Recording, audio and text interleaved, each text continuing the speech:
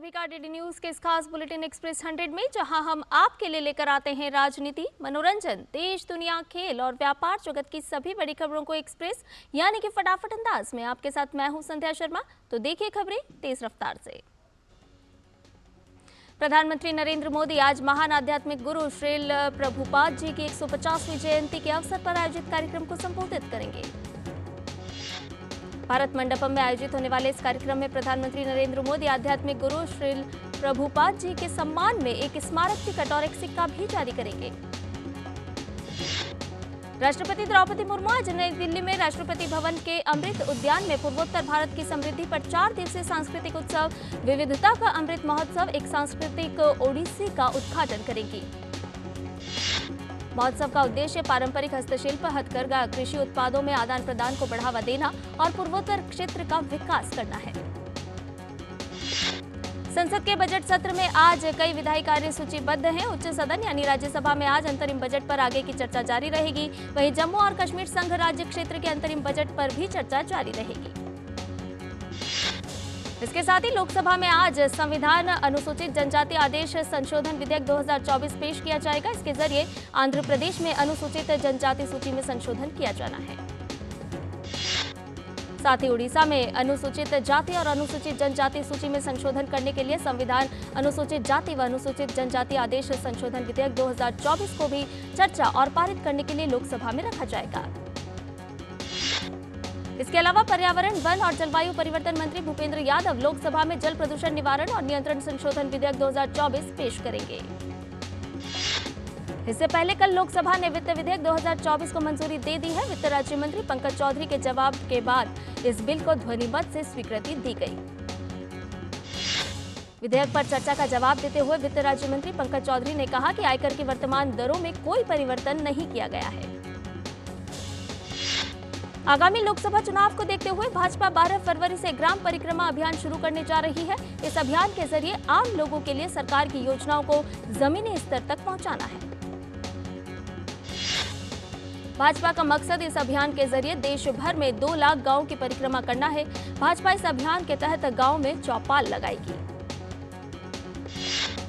केंद्रीय सामाजिक न्याय और अधिकारिता मंत्री डॉक्टर वीरेंद्र कुमार आज 41 व्यसन उपचार सुविधाओं का वर्चुअल रूप से उद्घाटन करेंगे। ग्रामीण विकास और पंचायत राज मंत्री गिरिराज सिंह आज नई दिल्ली में 2 दिवसीय भूमि संवाद 8 का उद्घाटन करेंगे। इस सम्मेलन में भूमि प्रबंधन के आधुनिकीकरण में बेहतर प्रथाओं से संबंधित कई विषयों को शामिल किया जाएगा। राष्ट्रीय लोक अदालत के एनडीए के साथ गठबंधन की अटकलें तेज हो गई हैं। इस मुद्दे पर आरएलडी के राष्ट्रीय प्रवक्ता पवन आगरी ने कहा है कि जो पार्टी जनता और किसानों के हित में होगी, हमारी मांगों पर सहमत होगी, हम उनके साथ गठबंधन में चुनाव लड़ेंगे। आंध्र प्रदेश के पूर्व मुख्यमंत्री और तेलुगु देशम पार्टी के अध्यक्ष चंद्रबाबू नायडू ने कल गृह मंत्री अमित शाह से उनके आवास पर मुलाकात की। आगामी लोकसभा चुनाव के मद्देनजर इस मुलाकात को बीजेपी से हाथ मिलाने के संकेतों के तौर पर देखा जा रहा है। मध्य प्रदेश में हरदा फटाखा फैक्ट्री हादसे के बाद इंदौर में लाइसेंस नहीं होने और सुरक्षा मानकों का पालन नहीं करने पर 6 फटाखा फैक्ट्रियां सील कर दी गई। इंदौर के जिलाधिकारी आशीष सिंह ने बताया कि मुख्यमंत्री के निर्देशों के बाद पुलिस और प्रशासन की संयुक्त टीम फटाखा फैक्ट्रियों, गोदामों और दुकानों पर चेकिंग कर रही है। गोवा के मुख्यमंत्री प्रमोद सावंत ने गोवा पुलिस ई-बीट बुक ऐप का उद्घाटन किया। अरुणाचल प्रदेश विधानसभा का 2 दिवसीय बजट सत्र आज से शुरू होगा। राज्यपाल लेफ्टिनेंट जनरल केटी पटनायक के अभिभाषण के साथ सत्र की शुरुआत होगी। सत्र के दौरान अरुणाचल प्रदेश जिलों का पुनर्गठन संशोधन विधेयक 2024 सहित 4 विधेयक पेश किए जाएंगे। उत्तराखंड विधानसभा ने समान नागरिक संहिता विधेयक को ध्वनिमत से पारित कर दिया। इसके साथ ही उत्तराखंड सभी के लिए समान नागरिक कानून लागू करने वाला देश का पहला राज्य होगा। उत्तराखंड के मुख्यमंत्री पुष्कर सिंह धामी ने यूसीसी पर चर्चा का जवाब देते हुए कहा कि यह कानून महिलाओं की सुरक्षा और महिला सशक्तिकरण के लिए बेहद महत्वपूर्ण होगा। मुख्यमंत्री ने कहा कि पिछली सरकारों की तुष्टीकरण की नीति की वजह से ये कानून लागू नहीं हुआ था। उत्तराखंड विधानसभा से सदन से समान नागरिक संहिता विधेयक पास होने के बाद बीजेपी विधायकों ने प्रसन्नता व्यक्त की है। प्रदेश में महिलाओं ने जमकर जश्न मनाया। सुप्रीम कोर्ट भी अपने कई ऐतिहासिक निर्णयों में सरकार से समान नागरिक संहिता को लागू करने का आह्वान कर चुका है। इसके बाद उत्तराखंड सरकार से सेवानिवृत्त जस्टिस रंजना प्रकाश देसाई की अध्यक्षता में 5 सदस्यीय विशेषज्ञ समिति गठित की गई थी। शरद पवार गुट को एनसीपी शरद चंद्र पवार नाम मिल गया है। चुनाव आयोग ने उसके गुट के लिए इस नाम को मंजूरी दी। शरद पवार गुट की तरफ से पेश तीनों नामों में से एक को आयोग ने मंजूरी दे दी। दिल्ली के राउज एवेन्यू कोर्ट ने दिल्ली आबकारी घोटाला मामले में मुख्यमंत्री अरविंद केजरीवाल की ओर से ईडी के समन को लगातार नजरअंदाज करने पर उनको 17 फरवरी को कोर्ट में पेश होने का निर्देश दिया है। दिल्ली शराब नीति मामले में केंद्रीय जांच एजेंसी द्वारा जारी समन का पालन नहीं करने पर प्रवर्तन निदेशालय ने मुख्यमंत्री अरविंद केजरीवाल के खिलाफ अदालत का दरवाजा खटखटाया था। आम आदमी पार्टी के सांसद संजय सिंह को दिल्ली हाईकोर्ट से बड़ा झटका लगा है। दिल्ली शराब घोटाले से जुड़े मनी लॉन्ड्रिंग मामले में उनकी जमानत याचिका खारिज कर दी गई। जमीन घोटाला मामले में रांची के पीएमएलए कोर्ट ने झारखंड के पूर्व मुख्यमंत्री हेमंत सोरेन की रिमांड अवधि को 5 दिन और बढ़ा दिया है। दिल्ली के मंगलपुर स्थित कतरन मार्केट इलाके में एक गोदाम में भीषण आग लग गई। आग की सूचना मिलते ही दमकल विभाग की गाड़ियां मौके पर पहुंची। दमकल विभाग की 4 गाड़ियां मौके पर मौजूद है। जम्मू कश्मीर के श्रीनगर के बागे मेहताब इलाके में स्थित एक रिहायशी घर में भीषण आग लग गई। आग इतनी भयंकर थी कि आग की लपटें दूर तक दिखाई दी। बांग्लादेश के विदेश मंत्री डॉक्टर हसन महमूद भारत के 3 दिवसीय दौरे पर हैं। विदेश मंत्री एस जयशंकर ने अपने बांग्लादेशी समकक्ष से मुलाकात की। दोनों देशों के बीच क्षेत्रीय और अंतर्राष्ट्रीय विकास पर विचारों का आदान प्रदान हुआ। दोनों नेताओं ने कई अहम मुद्दों पर बातचीत की। इसमें सीमा पार कनेक्टिविटी, आर्थिक और विकास साझेदारी, रक्षा और सुरक्षा में सहयोग, बिजली और ऊर्जा के मुद्दों पर व्यापक क्षेत्रों में प्रगति की समीक्षा की गई। देश की राजधानी दिल्ली में सर्द हवाओं की वजह से ठिठुरन जारी है। हिमाचल प्रदेश और उत्तराखंड समेत पहाड़ी राज्यों में हो रही बर्फबारी की वजह से उत्तर भारत में बर्फीली हवाएं चल रही हैं। मौसम विभाग ने अगले 2 दिनों के दौरान उत्तर पश्चिम, पूर्व और मध्य भारत के कई हिस्सों में न्यूनतम तापमान में 2 से 3 डिग्री सेल्सियस की गिरावट की संभावना जताई है। कानून मंत्रालय ने सर्वोच्च न्यायालय की क्षेत्रीय पीठ स्थापित करने के लिए विभाग संबंधित कार्मिक, लोक शिकायत, कानून और न्याय पर संसदीय स्थायी समिति द्वारा अगस्त 2023 में दिए गए सुझाव को स्वीकार कर लिया है। समिति ने जजों की सेवानिवृत्ति की आयु बढ़ाने और नियुक्ति में सामाजिक विविधता को बढ़ावा देने जैसी सिफारिश भी की है। और बुलेटिन में फिलहाल रुकने एक छोटे से ब्रेक के लिए जल्द हाजिर होंगे। आप बने रहिए डीडी न्यूज के साथ।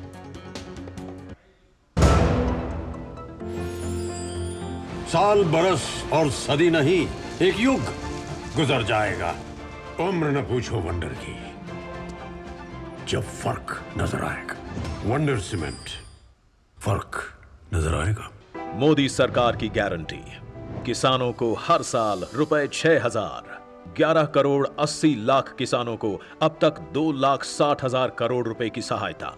हमारा संकल्प विकसित भारत। और ब्रेक के बाद एक्सप्रेस 100 में आपका एक बार फिर से स्वागत है।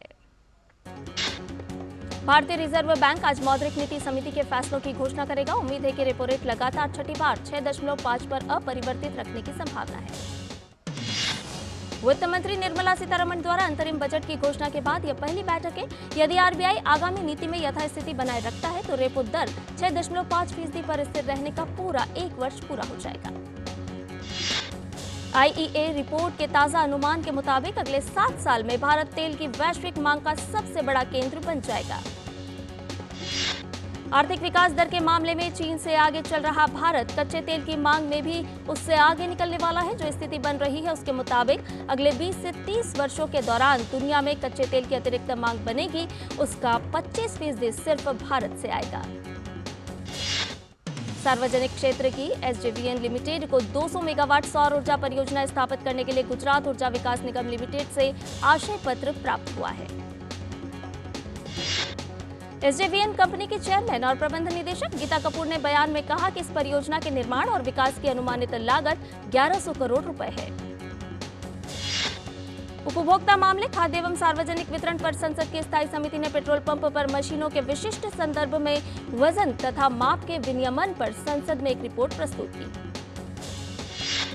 उपभोक्ताओं के हितों की रक्षा के प्रयासों के तहत एक संसदीय समिति ने सुझाव देते हुए कहा कि पेट्रोल पंपों को यह सुनिश्चित करने की जरूरत है कि चालकों को ईंधन की मात्रा डिस्प्ले स्क्रीन पर ठीक से दिखाई दे और ईंधन पाइप लंबे होने चाहिए।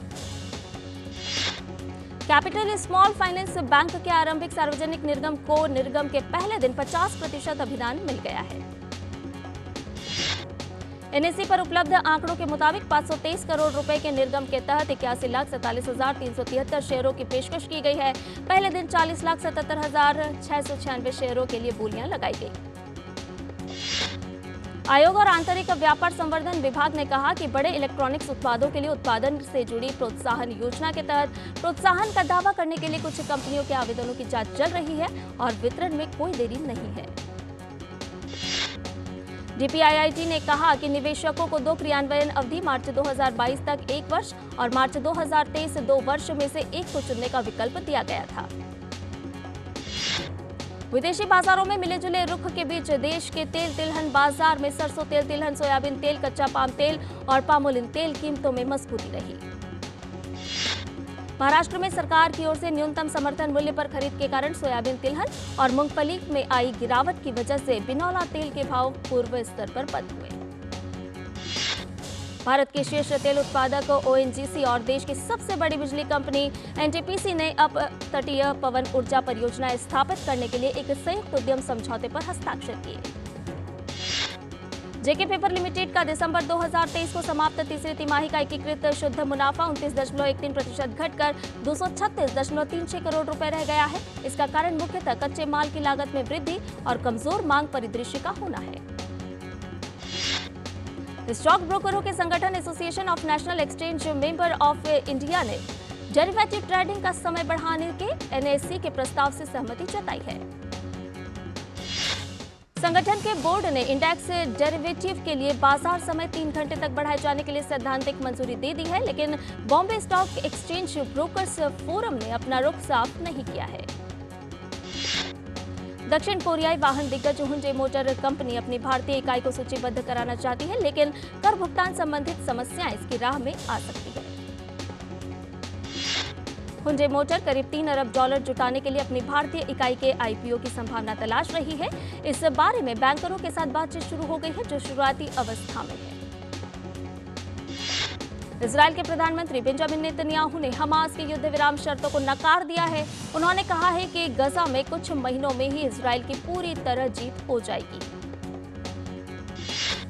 इजरायल के साथ युद्ध विराम प्रस्ताव पर हमास द्वारा कई मांगे रखे जाने पर नेतन्याहू ने कहा कि हमास के साथ बातचीत किसी नतीजे पर नहीं पहुंच रही है और अब वह अजीब शर्तें लाद रहा है।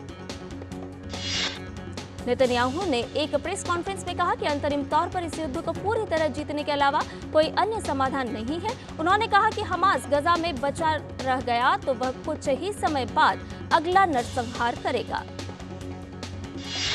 हमास के एक बड़े पदाधिकारी ने कहा है कि युद्ध विराम प्रस्ताव पर नेतन्याहू के बयान से पता चलता है कि वो क्षेत्र में संघर्ष आगे बढ़ाना चाहते हैं, लेकिन हमास सभी स्थितियों से निपटने के लिए तैयार है। पाकिस्तान में आज आम चुनाव के लिए मतदान हो रहा है। इन चुनावों के जरिए पाकिस्तान की जनता आगामी 5 वर्षों के लिए अपने भविष्य को तय करेगी। पाकिस्तान चुनाव में 5,121 उम्मीदवार अपनी किस्मत आजमा रहे हैं। इनमें से 4,806 पुरुष, 312 महिलाएं और 2 ट्रांसजेंडर उम्मीदवार हैं।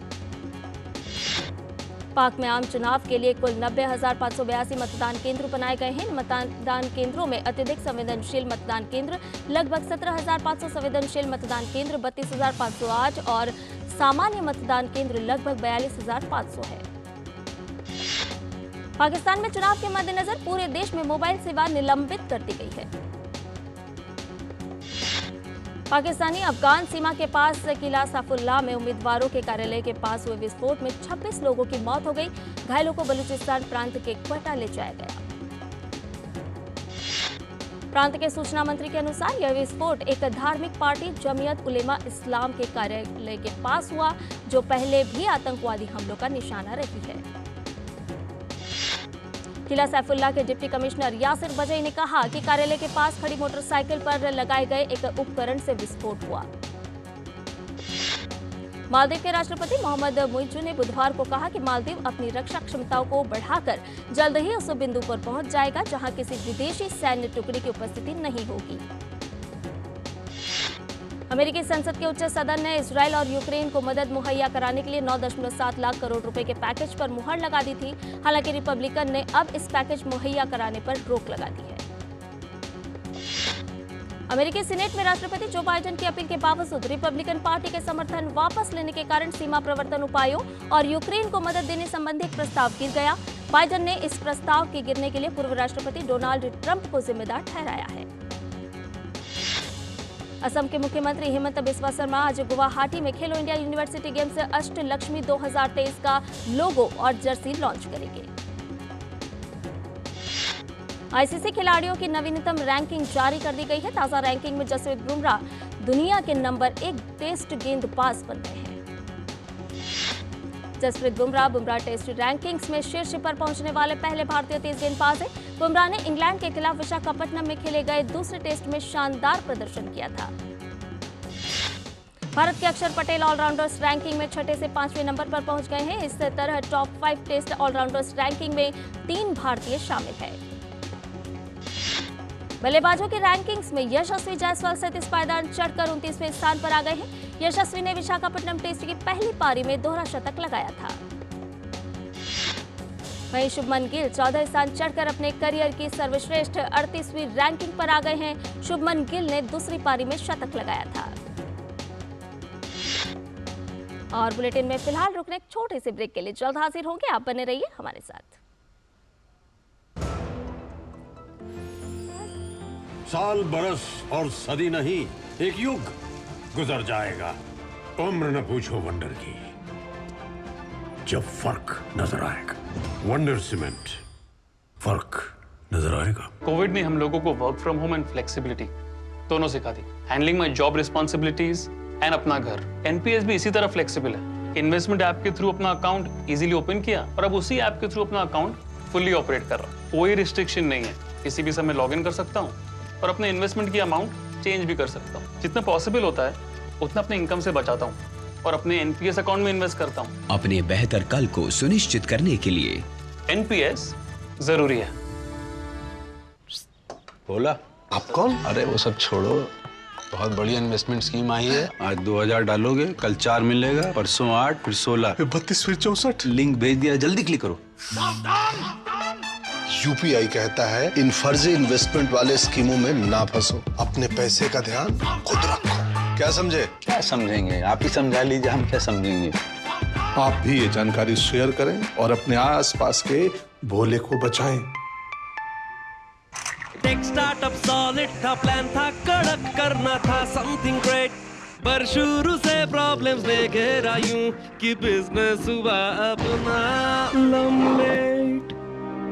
बिजनेस गुरु की जरूरत थी खास, सीधे गए एसबीआई स्टार्टअप ब्रांच पे तो खुल गया success. Startup advisory and support SBI startup branch पे। साल बरस और सदी नहीं, एक युग गुजर जाएगा। उम्र न पूछो वंडर की, जब फर्क नजर आएगा। वंडर सीमेंट, फर्क नजर आएगा। और ब्रेक के बाद एक्सप्रेस 100 में आपका एक बार फिर से स्वागत है। आइए बाकी की खबरों को जानें फटाफट अंदाज में। दिल्ली कैपिटल्स के कोच रिकी पोंटिंग ने कहा कि ऋषभ पंत आईपीएल 2024 के लिए तैयार हैं। पोंटिंग ने बताया कि पंत ने खुद कहा कि वह टीम के लिए खेलेंगे। पाकिस्तान क्रिकेट बोर्ड को मोहसिन नकवी के रूप में नया अध्यक्ष मिल गया है। वे 3 साल के लिए इस पद पर नियुक्त हुए हैं। जिम्बाब्वे टी20 विश्व कप के बाद भारत के साथ 5 मैच की टी20 सीरीज की मेजबानी करेगा। सीरीज की शुरुआत 6 जुलाई से होगी और यह 14 जुलाई तक चलेगी। अंडर 19 क्रिकेट विश्व कप के दूसरे सेमीफाइनल मैच में आज ऑस्ट्रेलिया और पाकिस्तान के आमने सामने होगी भिड़ंत। मौजूदा विश्व कप में दोनों टीमों का प्रदर्शन शानदार रहा है। दोनों टीमों के बीच आज रोमांचक मुकाबला होने की उम्मीद है। जीतने वाली टीम फाइनल मैच में भारत से भिड़ेगी। सुमित नागल ने चेन्नई ओपन के क्वार्टर फाइनल में अपनी जगह पक्की कर ली है। प्रतियोगिता के अंतिम 16 में सुमित ने इटली के खिलाड़ी को 7-5, 6-2 के अंतर से हराकर क्वार्टर फाइनल में प्रवेश किया। बुल्गारिया में चल रहे 75वें स्ट्रेट्जा मेमोरियल टूर्नामेंट में भारतीय मुक्केबाजों का शानदार प्रदर्शन जारी है। अमित पंघाल 51 किलोग्राम वर्ग में अपने यूक्रेनी प्रतिद्वंदी को 5-0 से हराकर क्वार्टर फाइनल में अपनी जगह पक्की कर ली है। वहीं भारत के आकाश 71 किलोग्राम वर्ग में फ्रांस के खिलाड़ी को 3-1 से हराकर क्वार्टर फाइनल में पहुंचे, जबकि अभिमन्यु ने 80 किलोग्राम वर्ग में चीनी खिलाड़ी को 5-0 से हराकर अंतिम 8 में अपनी जगह सुनिश्चित की।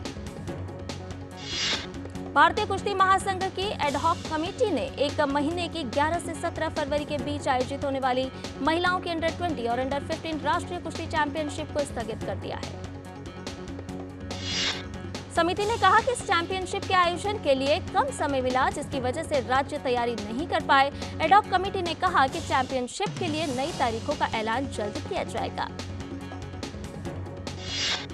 फिल्म हनुमान ने बॉक्स ऑफिस पर नया कीर्तिमान स्थापित कर दिया है। रिलीजिंग के महज 25 दिन में हनुमान ने वर्ल्ड वाइड बॉक्स ऑफिस पर 300 करोड़ का शानदार कमाई की है। मार्वल स्टूडियोज की सीरीज वंडर मैन के सेट पर हुए हादसे में एक क्रू मेंबर की मौत हो गई। शूटिंग के दौरान 6 से गिरने की वजह से क्रू मेंबर की जान चली गई। कई सालों से सिल्वर स्क्रीन से नदारद रहने के बाद अभिनेता इमरान खान एक बार फिर वापसी करने जा रहे हैं। इमरान फिल्म जाने तू या जाने ना के सीक्वल से बड़े पर्दे पर वापसी कर सकते हैं। दिग्गज अभिनेता रजनीकांत की फिल्म लाल सलाम सेंसर बोर्ड से पास हो चुकी है। सेंसर बोर्ड की ओर से फिल्म को यूए सर्टिफिकेट दिया गया है। लाल सलाम को 9 फरवरी को बड़े पर्दे पर रिलीज किया जाएगा। कॉमेडी से भरपूर कोर्ट ड्रामा पर आधारित वेब सीरीज मामला लीगल है 1 मार्च से नेटफ्लिक्स पर प्रसारित किया जाएगा। इस सीरीज में रवि किशन दिलचस्प किरदार में नजर आएंगे। अभिनेता जॉन अब्राहम की आगामी फिल्म वेदा का पहला पोस्टर जारी हो गया है। पोस्टर में जॉन अब्राहम बेहद ही दमदार अवतार में नजर आ रहे हैं। वरुण धवन की आगामी फिल्म बेबी जॉन का नया पोस्टर जारी हो गया है। नए पोस्टर में वरुण बेहद खूंखार तेवर में नजर आ रहे हैं। रणबीर कपूर स्टारर रामायण के लिए साई पल्लवी को सीता के किरदार के लिए फाइनल किया गया है। निर्माता जल्द इसकी आधिकारिक घोषणा करेंगे। फिल्म आखिर पलायन कब तक का सेंसिटिव ट्रेलर रिलीज हो गया है। फिल्म की कहानी वक्फ बोर्ड की दादागिरी से पीड़ित लोगों के जीवन पर आधारित है। साउथ सुपरस्टार पवन कल्याण की बहुप्रतीक्षित फिल्म ओजी की रिलीज डेट से पर्दा उठ गया है। फिल्म को इसी साल 27 सितंबर को रिलीज किया जाएगा। इस फिल्म के जरिए इमरान हाशमी तेलुगु सिनेमा में डेब्यू करने जा रहे हैं। और एक्सप्रेस न्यूज में फिलहाल इतना ही। हमें दीजिए इजाजत, लेकिन डीडी न्यूज पर खबरों का सिलसिला लगातार जारी है। नमस्कार।